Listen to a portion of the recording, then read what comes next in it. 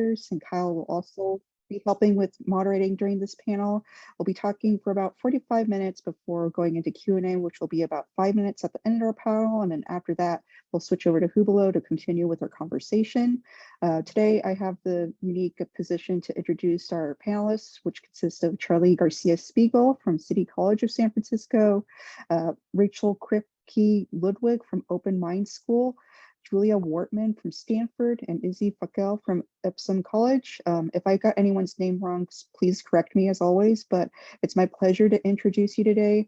And of course, needless to say, one of our first questions is just to introduce yourselves, and we actually have a recording from one of our panelists today. So Kyle, if you could play Rachel's introduction, that would be fantastic.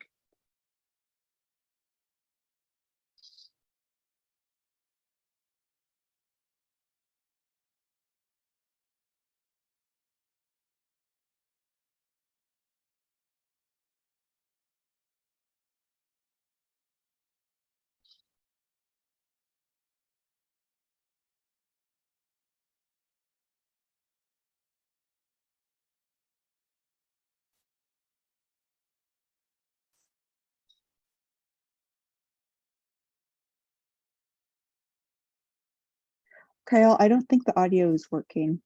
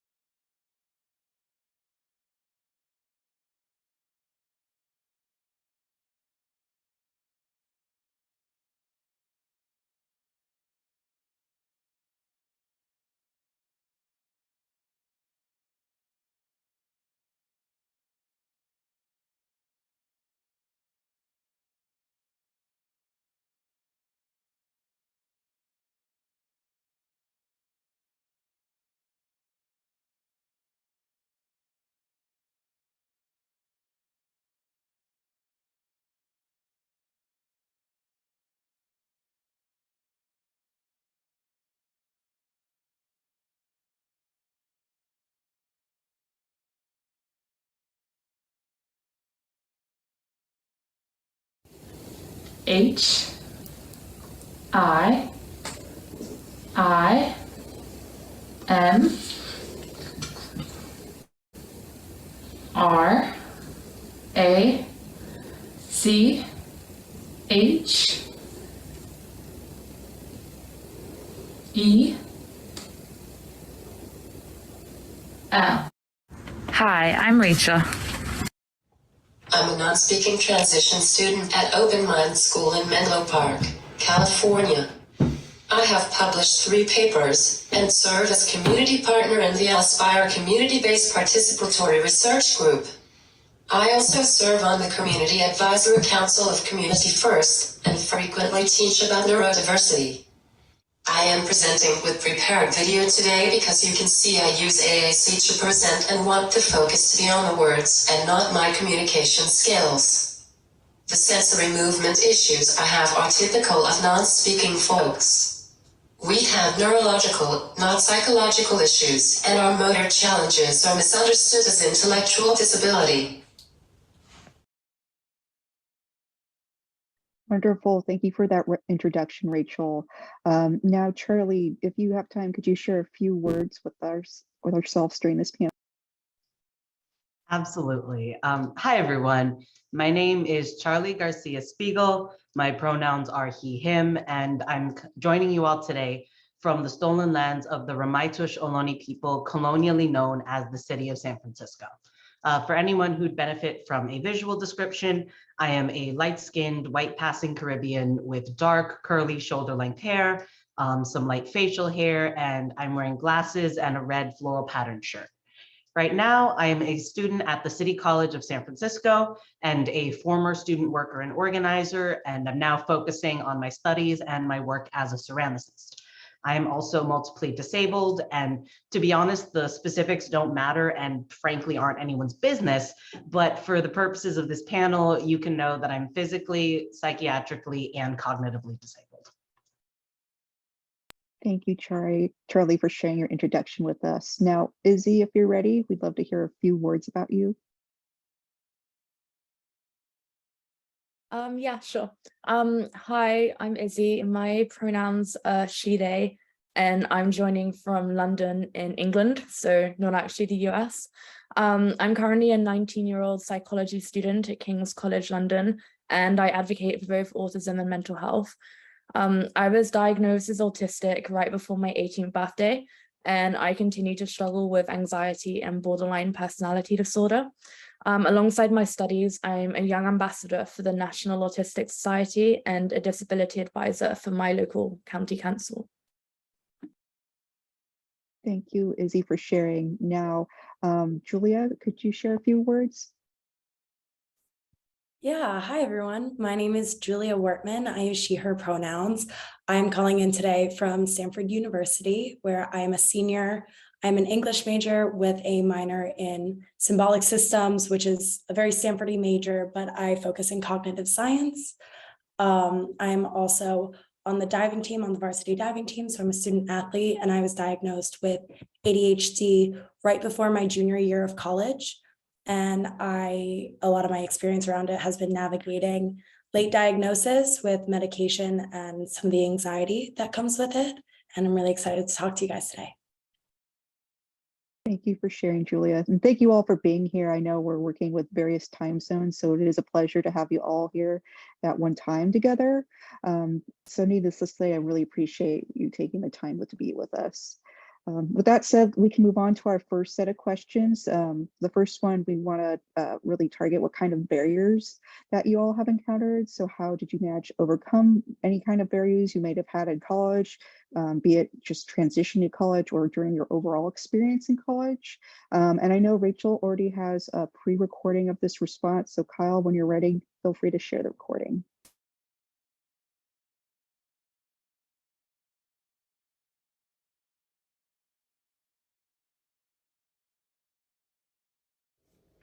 Transition skills for high support need folks are about managing a different relationship with parents and support systems. I need support with all basic activities of daily living, and I need 24-hour care. The communication methods I have access to are both slow and require skilled support. My transition goals are less about academics and more about adulting, like getting faster and more independent on the letterboard or keyboard and getting additional aids trained. I had a hard time during COVID, like other peers, and I'm working on regulation. Supporters are necessary, but they need to be managed. Managing staff is an adult skill. Hiring, training, setting boundaries, nurturing, and sometimes firing aides is not a simple thing, especially when I rely on them. I use public benefits and could not survive without them, but knowing the law and negotiating supports is a challenging activity that takes years to master under the best of circumstances. Parents are a critical resource for non-speaking folks. Right now, without a supportive parent, college isn't going to happen. But that doesn't mean it's hopeless.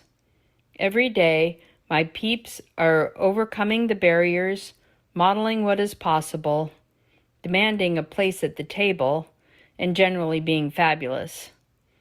We have a lot more work to do to make transition to college smoother for the next generation, but at least there are for now role models and programs working on helping, like Edlyn Pena's Autism Communication Center at Cal Lutheran in Thousand Oaks. It sponsors the College Bound Academy, which helps non-speaking autistics prepare for college. Thank you for sharing, Rachel. And just to reiterate the question again to the panelists, we're asking what kind of barriers did you encounter and how did you manage to overcome them at your college? Charlie, if you're ready, feel free to shoot your response.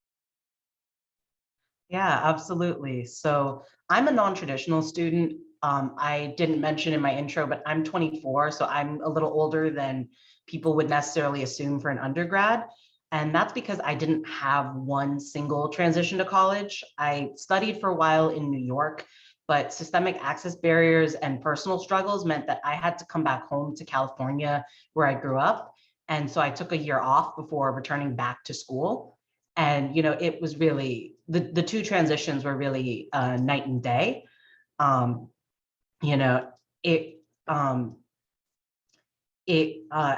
didn't, when I first went off to college, I didn't have a support network. I didn't know what my body mind needed. I was basically just thrown in the deep end and told to swim. The second time around, I was a lot more prepared. I was living at home. I could rely on my family. And I was even going to San Francisco was a much more familiar environment for me. You know, I'd grown up in Oakland, but I spent a lot of time hanging in the city as a kid. So I knew my way around San Francisco. And, you know, the campus environments also night and day. At my previous college, it was a very small, very tight-knit campus, and small social blunders or arguments could make it to basically the entire student body before you could blink. So, you know, any small friend group having conflict would become a campus scandal. And for an autistic person, you know, social blunders are kind of an inevitability. So that was not an autistic friendly environment. City College, on the other hand, is still like pretty, it's pretty inaccessible in some of the ways that my previous college was, but it's just a lot easier to get around, where as before, I would spend all of my time trying to make it to class and all of my energy trying to make it to class. So I would have no energy left over to try and, you know, fake it as a neurotypical. And that's what got me into, you know, social blunders in the first place. But here, you know, the college is so big and so, you know, diverse and so widespread that you can always make a friend or two in each class. And since it's a community college, it also means that when people graduate, they don't necessarily, you know, leave the state, they don't leave the area. So I'm really able to keep in touch with old friends and build a steady support group, which in a friend group, that means that we have support when crisis happens. Thank you, Charlie. Izzy, would you like to share any of your thoughts or experiences when it comes to barriers you may have encountered in college? Similar to Charlie, I've had multiple transitions. So I started off living away from home. I was living 3.5 hours away from home. And it was a very hard transition. There were like so many changes. Like when you live away from home in a new environment that you don't know, the teaching style was extremely different to how what I was used to at school in terms of like contact hours and how everything's taught. It was like very much independent. And alongside that, you have to learn like life skills like laundry, cooking, which I found that really hard to manage alongside. And it was also really isolating. As an autistic person, I felt very much like an outsider, kind of like I was living in a bubble. I felt very trapped and separated from my peers. And then all of it kind of contributed, and my mental health kind of spiraled, and I actually ended up dropping out due to depression. And then restarted again this year. And then, yeah, when I restarted, I feel like there's again an expectation of living away from home when you go off to uni. But I kind of knew that as an autistic person, I needed my family support. I needed the familiarity of living at home and going to uni in London, an area that I've grown up in. Like I'm used to the transport, I'm used to everything. So yeah, I still have all the same problems now with like teaching, and it's quite overwhelming, but having that place I can come home to with like my cats and my supportive family, it's just made it all a lot easier. And in terms of my tolerance for like sensory environments, for example, I found it a lot easier to navigate when I can come home to what I call a safe environment, where I know my house is a safe place. There's not going to be like a load of triggering noises or scents. I'm not living with other people that I don't know. And that again, like really helped me deal with like the daytime. Thank you, Izzy, for sharing. I think we forgot to complete our transition question before we go back. We'll just have Julia share about any barriers encountered, and then we'll circle back to the transition question again. Thank you again, Izzy. Yeah, so I had a different experience from Charlie and Izzy. I took the more traditional route, especially I was undiagnosed at the time, although after my freshman years when I started doing a little bit of research into ADHD and realizing that I had a lot of shared experiences with women with ADHD. And because it wasn't until the very start of my junior year of college that I finally received a diagnosis and therefore was able to go to Stanford's OAE Center, our Office of Accessible Education. My struggles came a lot in not understanding why I was experiencing executive dysfunction. I'm from Florida and I'm going to school in California, so that's about a 6.5 hour flight. And although I found the distance and social transition okay, the barriers I faced were not understanding my own issues and my own barriers. And so once I finally did receive diagnosis, which that was overcome in large part because of the Stanford athletics, they gave me quick and easy access. And I know that is not the case for most students, especially those who aren't athletes and don't have easier access to healthcare through Stanford. Once I received that, getting an OAE letter that allowed me to just communicate with my professors felt like a barrier was becoming an unlockable fence because I knew that I could simply say, "Hi, I'm struggling. I've been thinking about starting on this assignment for 5 days. Not a single thing has gotten done." And that awareness and ability to communicate without feeling like it was a moral failure was a huge barrier or fence opener at that point. And that was my main struggle.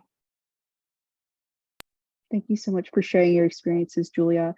Just for a second, we're going to circle back to the transition question because a few panelists didn't have the chance to talk about that. So again, this question is just what was your college experience like as a neurodivergent student transitioning into college for the first time? Could you talk about any kind of experience you've had when you first transitioned to college? So Rachel already gave her response via video. Charlie, did you want to add on to that? No, the response that I shared was for the transitions aspect of things. Okay, thank you, Charlie. Izzy, did you want to talk a little bit about that? I think I kind of merged both my answers into one. So I think I've spoken mostly about my transition already, so I'm all good. It's perfect. Thank you, Izzy. Julia, did you want to add on to your first time at college at all? Sure, I merged them a bit, but one of the first things I noticed was that I don't study like any of my peers or like many of my peers that I was encountering, where they needed a quiet space to study. If I was in a quiet space, absolutely nothing would get done. So one of my big transitional pieces was when I was at home, I would do all my homework while the TV was on, my parents were in the room, my dogs were barking, and the chaos around me made it really easy to focus. And I didn't know how to replicate that environment when I first got here.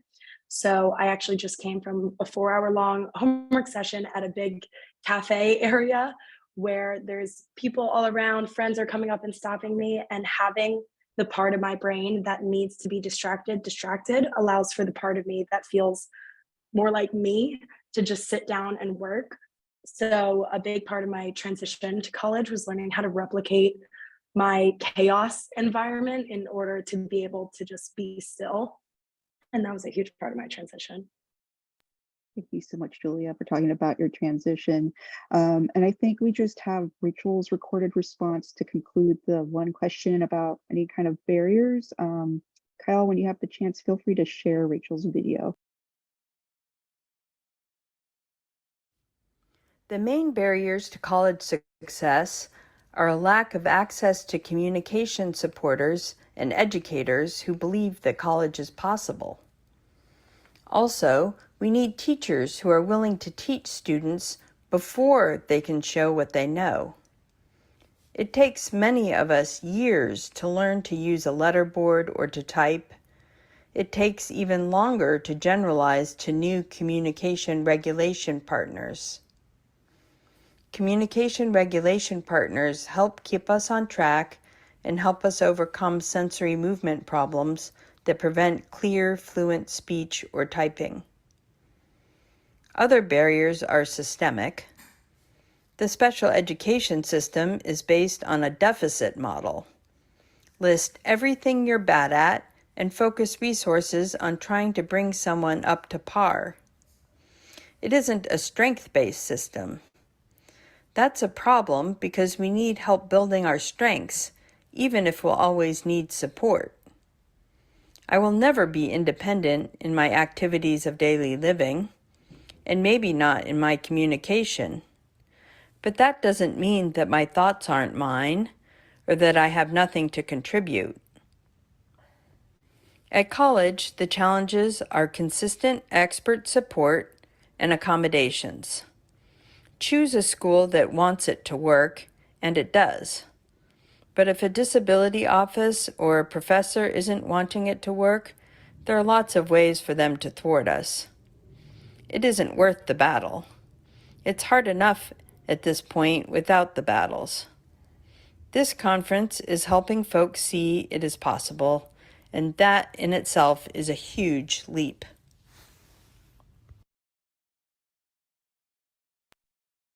Thank you, Rachel, for providing such a powerful response.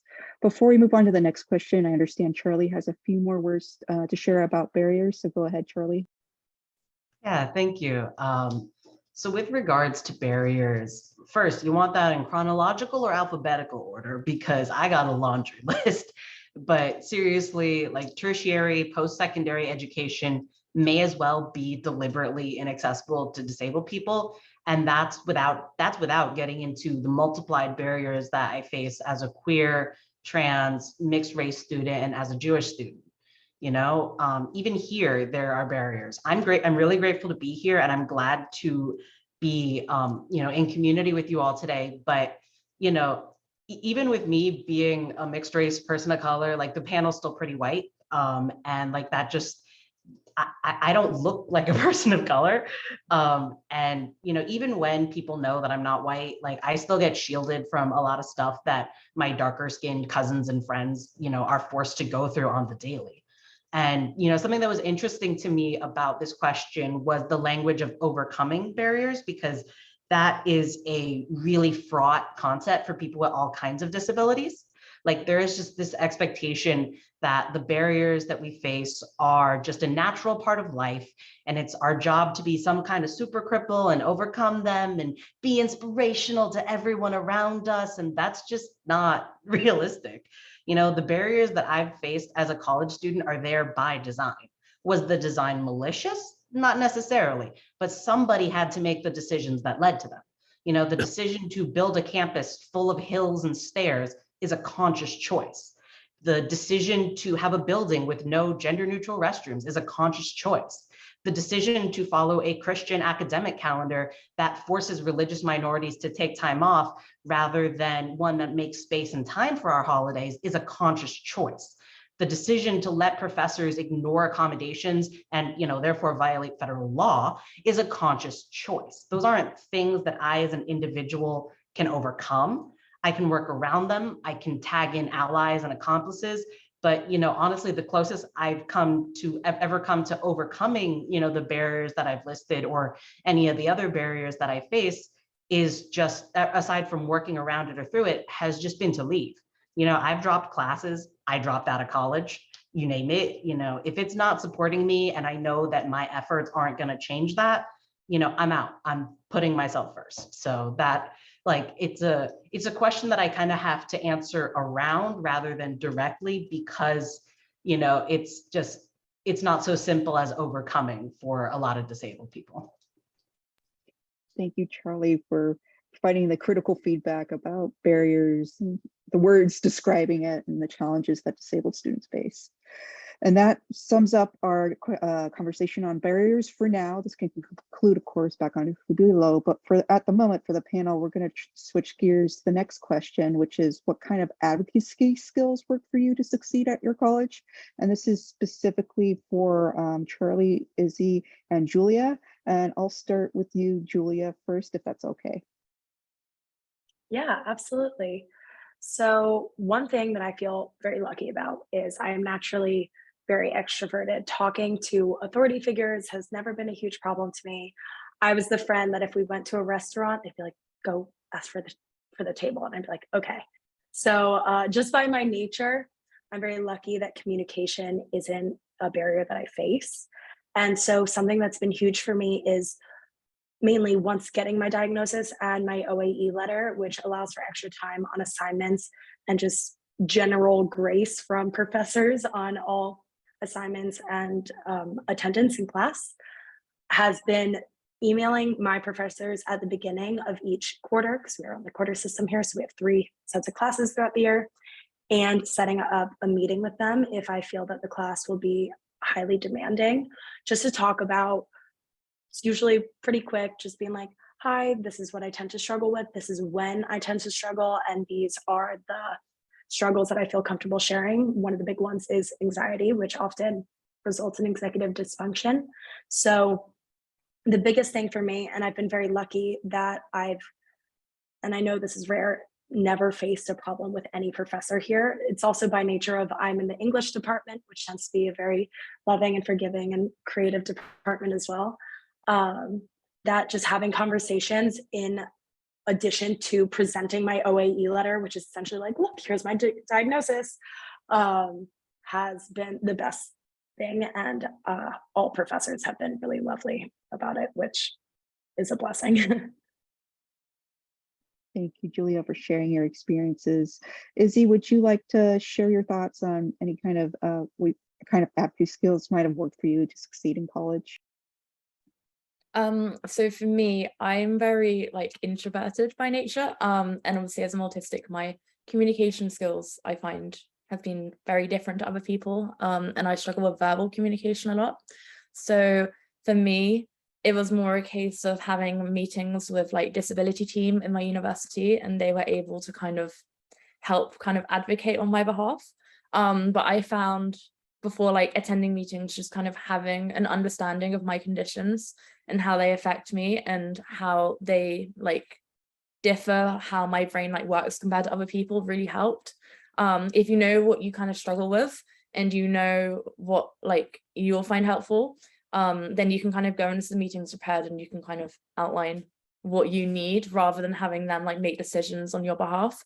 My disability team were really, really helpful, and they helped with all my adjustments and liaised with my academic department. So I was able to get access to like all my lecture notes and handouts in advance, which really helped me. I had permission to leave like lectures or seminars and like group teaching if I was feeling overwhelmed or having like a sensory overload or anything.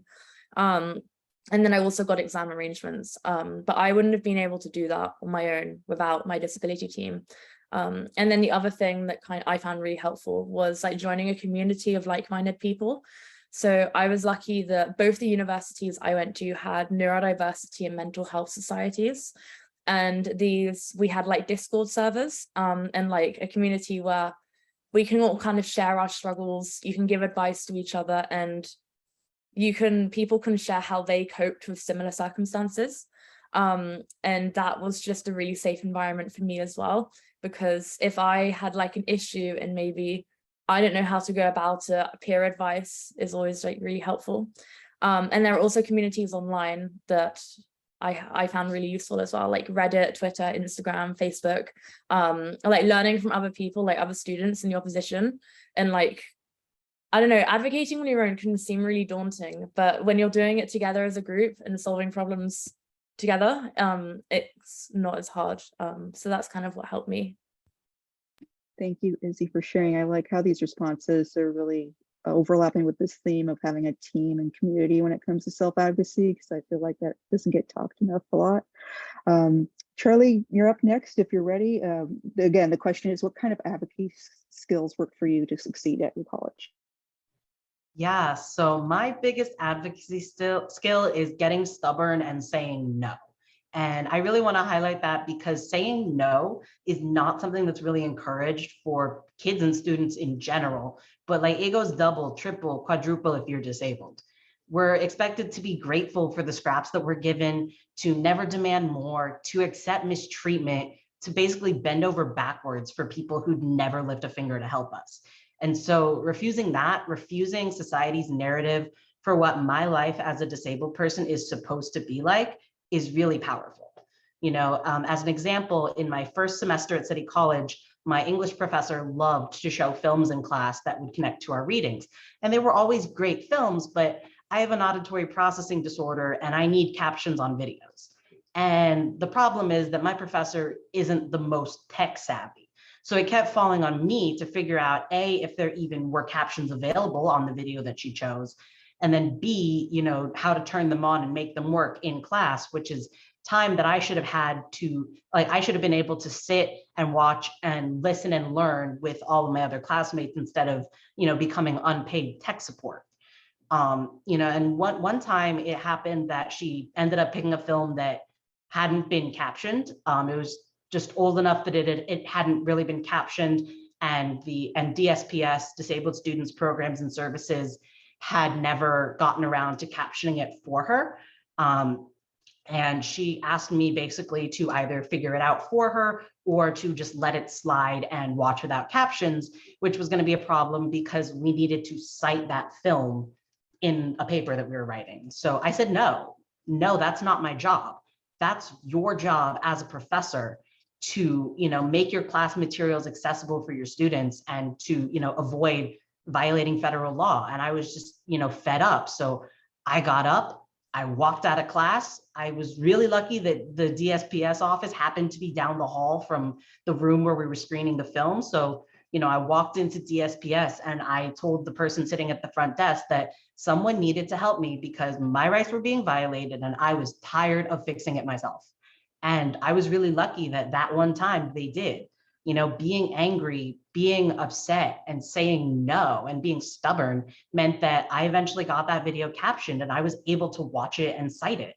It wasn't right away, and I still had to watch the movie a second time, which nobody else had to do because they could just watch it in class and take notes then.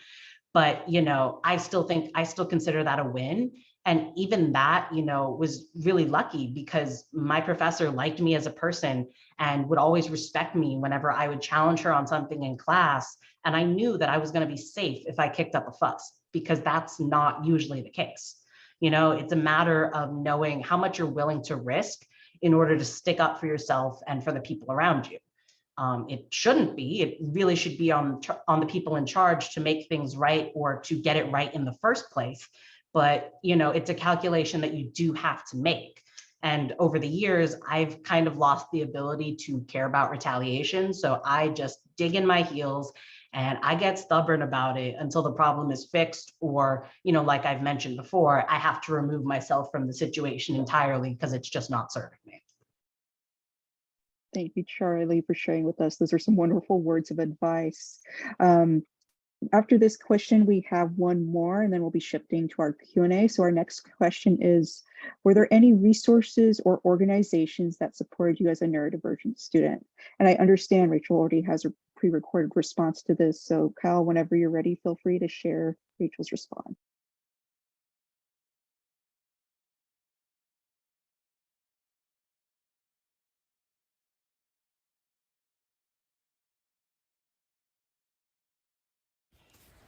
There are increasingly resources for non-speakers who want to go to college. Some resources are Think College. That's a website that provides information for people with intellectual disabilities. It has great video to help parents and skeptics see that inclusion doesn't end at age 22. I already mentioned the Autism and Communication Center at Cal Lutheran. It keeps a list of schools that have admitted non-speakers. It has a variety of programs that help non-speakers build skills. For legal advice and advocacy, Communication First and Disability Voices United have resources about exercising rights. Also, there are many local and national programs for those who aren't on degree tracks. Several successful students have started at community colleges, which prepare for the rigors of bachelor's programs, and some community colleges have automatic admission to University of California schools. You have to meet their grade and course requirements. The momentum is building as people see the potential. There was legislation introduced this past session, California AB 2920, The 2022 Inclusive College Pilot Programs Act, which would have established inclusion programs at all California public universities. It didn't pass, but it can next time with our advocacy. Finally, there are superstar role models. Hari Srinivasan is the first non-speaking PhD candidate in neuroscience. Jordan Zimmerman, board chair of Communication First, has a master's degree in education. There's a film about her and her experiences as a, quote, behaviorally challenged kid who then got access to communication. Dan Bergman was the Harvard Extension commencement speaker this year. I have a handout you can get that has links to everything I just mentioned. Thank you, Rachel, for sharing your response on self-advocacy. And just as a reminder for folks who might have just been joining us, Rachel's handout for self-advocacy is linked in the chat. I believe Kyle and both myself copied the same link. So to access that self-advocacy tool, just go to that link in the chat. Nevertheless, let's move on with the same question of what kind of advocacy skills worked for you to succeed at your college. Julia, if you're ready, feel free to share your response to this question. Are we on the resources and organizations question? That Oh, helps? whoops. Yes, sorry, I'm getting confused. Were there any resources or organizations that supported you as a neurodivergent student? Yes, absolutely. So starting with, like I said earlier, I was referred to Stanford Psychology and Stanford Psychiatry through Stanford Athletics, which actually originated from my diving coach, who also has ADHD. And it's very nice to have one of my main authority figures in my life, or just people I look up to. He spotted the signs, was like, I relate to your struggles, and I think this is something you should really seek out. And it's something I've been researching for a while. So I got a very quick and easy link to then Stanford Psychiatry, where I had my friends, my coach, and my mom taught a bunch of things, and I got the diagnosis, which then led me to the Office of Accessible Education, where they have specific people that they relate you to. You get a meeting with them. From what I know, Stanford OIE is pretty easy to schedule with. I had a nice experience with them. And we just chatted about the struggles I've been facing, what led me to a diagnosis, and what I thought my needs might be, my history with education. And from there, I got my OIE letter, which, and like I said earlier, helps with just chatting with professors. Beyond that, on a more social sphere, I am in a sorority, and the place where I actually found the most neurodivergent support was there, particularly with ADHD. In fact, the day I got diagnosed, I was just eating dinner in our kitchen, and my friend was like, "Oh my God, what medication are they putting you on?" Because same. And 3 other girls entered the conversation talking about dyslexia, ADHD, and autism. And it just became a very supportive environment that I didn't necessarily expect out of a institution like a sorority. And it was really wonderful to see that. And then also from my parents, who eventually, my mom was a teacher, and she definitely held some stigmas about, ADHD being something that 8-year-old boys have when they run around and yell in the class, which is what stopped me from getting diagnosed from so long, because that's not how it presents for me and many people. And through many conversations with her and resources, like my parents became a huge kind of social support system in that, where I could just be like, I don't know why I can't do this thing. And they could just kind of be there for me. So having those social support networks were also really powerful, and feeling like, as much as I have like the structural support, truly feeling like I wasn't alone was huge and wonderful. Thank you, Julia, for sharing and emphasizing the significance of support networks. Izzy, do you have any words to share about the question? Were there any resources or organizations that supported you as a neurodivergent student? Yeah, so I was diagnosed kind of right before I went to uni. So I was able to access the Disabled Students Allowance, which in the UK is like a funding from the government that you can put towards like mentoring, like accessibility, like softwares and things like that. So that really, really helped me. And with that, I had two mentors. So one focused on my autism and mental health, and the other was study skills. And those were both like totally invaluable. Like I wouldn't be here still at uni if I didn't have my mentors with me. My mental health one just kind of helps me on a day-to-day basis. So she gives me like conversation starters for when I'm going to socials, helps me with my admin. She's just kind of there for me to talk like about anything. She's kind of like a paid friend. It's nice. And then my other one is again study skills. So she helps me with like my studying timetable, like how I put together my workload, and just like studying techniques, because again, like the way it's all kind of laid out is very different to school. And then there are also like local charities that I use. So I've mentioned the National Autistic Society. That's really, really helped me. They have a website where there's like a little guidance on there. So if I find myself like struggling with something, and I quite often I'll go nonverbal if I'm like really, really struggling. And their websites really, really helped me. And then yeah, from a social point of view, my parents, again, are lifesavers. Like the way when I was diagnosed, they read books, they like watched like videos, they went like above and beyond to kind of learn and help and support me. And yeah, they're my biggest, again, that's probably why I'm living at home. So I can be with my family and my cats all the time. And then yeah, my disability team, again, like biggest support. Thank you, Izzy, for sharing your experiences with support. Charlie, do you have any insight you'd like to share about the question about have you had any resources like any organizations or anything that might have supported you as a neurodivergent student while at college? Yeah, so my biggest resource as a disabled student has always been other disabled people, but with a bit of an asterisk, because there's not a lot of disabled people in positions of power, but out of the disabled people in positions of power, a lot of them have bought into these ableist narratives about themselves and about other people, especially if they have a condition that they don't like acknowledge as a disability.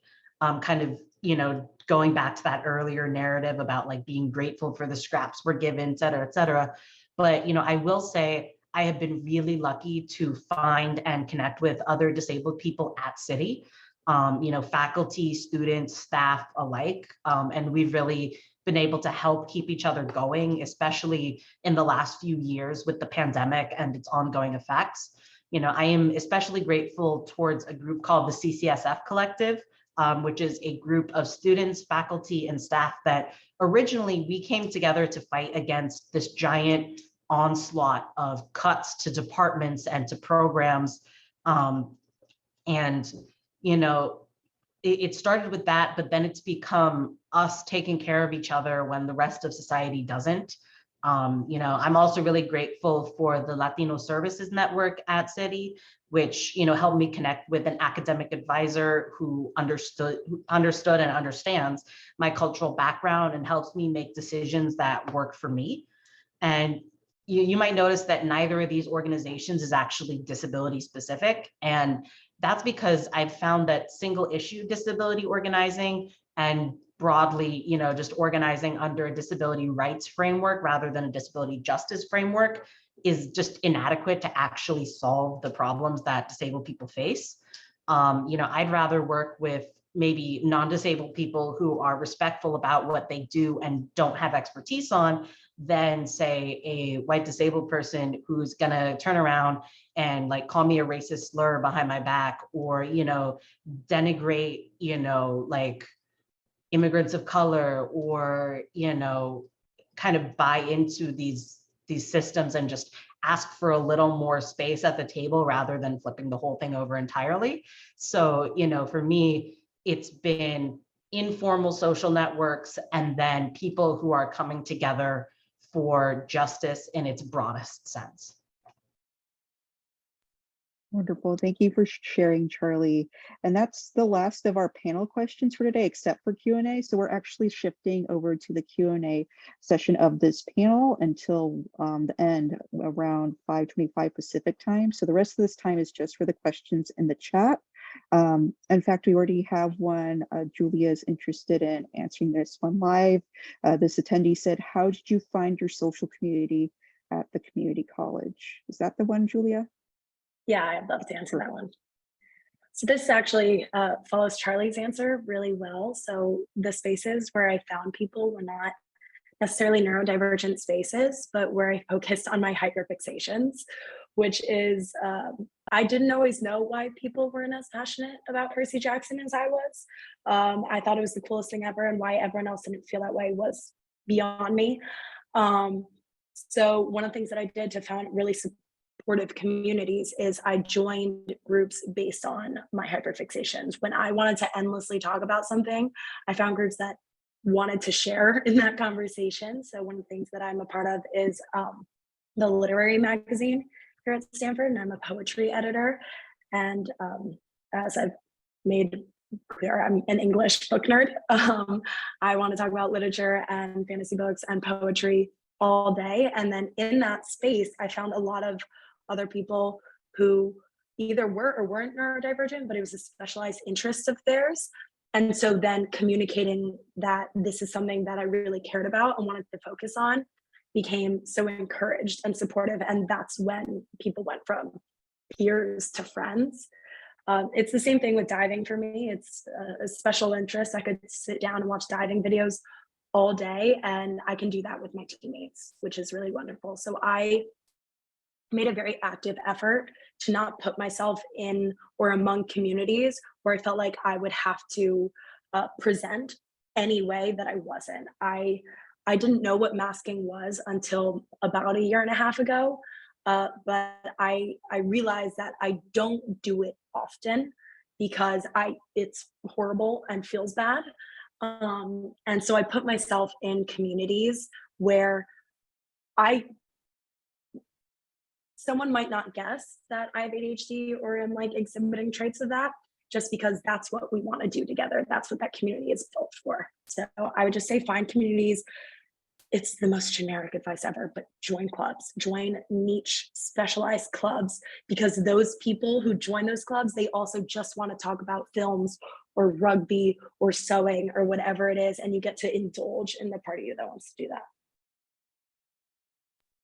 Awesome. Thank you for your response, Julia. Charlie or Izzy, did you want to add any 2 cents to this question before we move on to another? No worries. And I think there was another question. Izzy, you were interested in answering the question about what would you say to an autistic adult who had horrible public school experience, who could really benefit from a college education, but has been traumatized by the system. Is that correct? Yeah. Yeah. So that I was really traumatized by my sixth form experience. And even now it's still kind of affects me on a day-to-day basis. But I would say I have some of my autistic friends do an online university. So it's where you can like stay at home and like do everything online, and you don't actually have to go in and deal with all like the triggers and everything. And that was something that I was seriously considering doing for when I was kind of on my year out. I was like, I don't know if I can go back. Like, I don't know if I can cope with all of that again. And I would highly recommend like looking into that. Or again, like, I feel like the university environment is quite different to school, but like for me, when you have that in your head of like what's already happened and you've got like that trauma, it can be really, really difficult. But yeah, just trying to do stuff online, that's like really helped me. And at the moment, I'm lucky that my uni is doing quite a lot online still. I know COVID's kind of over, but they've kind of stuck to it. So I don't actually have to go in like that many days a week. And I found that really, really helpful.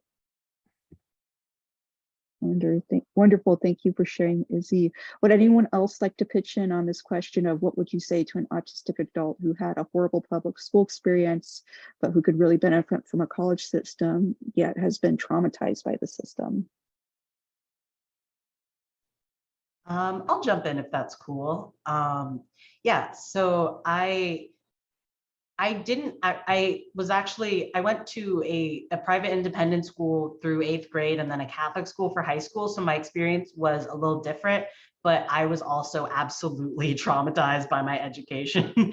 I, was not a very popular child at this, tiny, tiny private school. I'll be real, I was bullied. In high school, I had a hard time adjusting. I failed a bunch of classes. I had to take summer school. Like, I'm not ashamed about that, but it was, a really difficult experience. And what I would say is, community college. If you're in a place that has a good community college, check out the community college, kind of similar to Izzy's point about like the online schooling. The conditions are different. A lot of times community college is filled with people who have had trouble accessing school in one way or another, who, may not even have like a high school degree. They might have a GED. They might not have a GED, a general education diploma, I believe it's called. But, they might, like, I've gone to school with people who are there with the GI Bill, going to school after being in the military. I've gone to school with people who are, formerly or currently unhoused, City College especially, but as far as I know, a lot of community colleges in general are really a really welcoming and supportive space for people who have, non-traditional backgrounds, or are non-traditional students, or, were kind of kicked around by the school system. And, you get, in a lot of places, you get the same education that you would get at a, traditional four-year university. One of my English classes was literally also taught for the same credits at UC Berkeley. So I got a UC Berkeley English class for free because I live in San Francisco, and City College has a program where if you live in San Francisco, you get free tuition. So, it's the same, it's a lot of the same benefits, but without a lot of the same struggles. Thank you, Charlie. Really appreciate you talking about the merits of community college, being someone who also went to community college as well. Our next question, I believe, is for Izzy. This question says, how did that conversation with your parents go with coming back from uni to home? I am a teacher and have a student who has shared they are not ready for a four-year university, but feel pressured by parents. I've tried to mediate the meeting, but pressure is still happening. So for me, I didn't necessarily like have a conversation as such. My parents know me inside out, and it kind of got to the point where my depression got so bad that I was in hospital every week. They were getting phone calls from the police, from the ambulances and stuff, and they'd been trying to persuade me to come back home for probably like 5 weeks. And I like kind of felt that pressure. I was like, I'm going to let you down. I don't want to be like a failure. I don't want to come home. So for me, it got to the point where the university actually like said I wasn't fit to attend and I was sent home. And that was kind of how I ended up coming home. So my parents, I think they just wanted me to be alive. I think they were just grateful that I was alive. And they'd rather I didn't go to uni. And even now that they say to me all the time, like, you don't have to go. We just want you to be happy. We just want you to be here. And I think that's kind of the thing that's like, yeah, parents want you to go to uni. There's like an expectation, but ultimately they kind of just want you to be happy. They'd rather you're alive than at uni suffering every day. And kind of like I was. So. Thank you, Izzy. And we actually have, Rachel wants to respond to the one question earlier about being traumatized by the system. So Rachel, feel free to unmute yourself. Rachel said, the trauma of grade school is real and college is better because you already earned a diploma. Your intelligence is believed. It's assumed. That belief is so important. Thank you, Rachel, for sharing. It's a very important topic to discuss. We do have one more question that Charlie would like to respond to in the Q&A. It says, as an artist who is autistic, I would love to know how your art is affected by your past or story, disability, or whatever word you would like to use, or how it isn't. Yeah, so I'll be brief because I know we're running short on time, but basically my art and my disability are totally interconnected. I have problems with my hands, and ceramics is a very hands-heavy art craft. So, I use tools in the studio that work better for my hands. I am taking a ceramics class through City College, which is kind of why I wanted to answer this question in the context of education, because arts education can be super inaccessible, but my ceramics professor has been a dream in terms of helping me adapt tools. She's helped me learn to make my own tools, which has been really wonderful, because then I can customize the tool to be less painful for me, or I can. And she's shown me how to like change how I'm sitting at the pottery wheel so that my back doesn't hurt. And she's, given me a lot of, she, lets me stay a little after because I move slowly and I need to clean up more slowly. And, so that I still get the same amount of, working studio time as everybody else. So, it's a, and I'm not as, my hand shakes, so maybe I can't do a precise line. So my forms are a bit more organic. They're a bit more rough. They're a bit more, unrefined. And, just with the help of my professor and with the help of my, my classmates and my studio mates, I've really been able to come into my own as an artist, in a way that celebrates my disabilities rather than tries to like brush them under the rug. Thank you, Charlie. And right now, this is the end of our panel. We will be going into the next panel, the K through 12 panel, shortly. So for those who want to continue on with the conversation for the higher education panel, please join us on Hubulo in one of the booths, the higher education booth, and we'll continue talking about these topics and questions that we've been saving here. You can even add more questions if you like over at Hubulo. Thank you all for your attendance. For those who'd like to join us on Hubulu. For those who'd like to stay for the next session, please do and enjoy it. Thank you, Esperanza, and thank you to all of our panelists. I will now take the audience into just a quick, like step-by-step instructions of how to join Hubulo. So I'm going to share my screen, and now you should be able to see a PowerPoint slide. So as Esperanza mentioned, if you're interested in joining the Hubulo room for extended Q&A with our higher ed panel that has just happened, this is what you will be doing. So first, please open Hubulo in your browser. Second, please click on Rooms in the top menu bar. Third, you're going to find the session that you just attended. This is just an example. So clearly it was not Lydia Brown's keynote presentation, but you will find the higher ed panel. And then the last step is that you're going to click the Enter button. If you're interested in watching the next session, all you need to do is stay in this Zoom webinar that you're currently in, and our next session will begin right now. It will run from 5:30 to 6:30, and it will be the K-12 panel, Young Adult Neurodivergent Voices in the Media.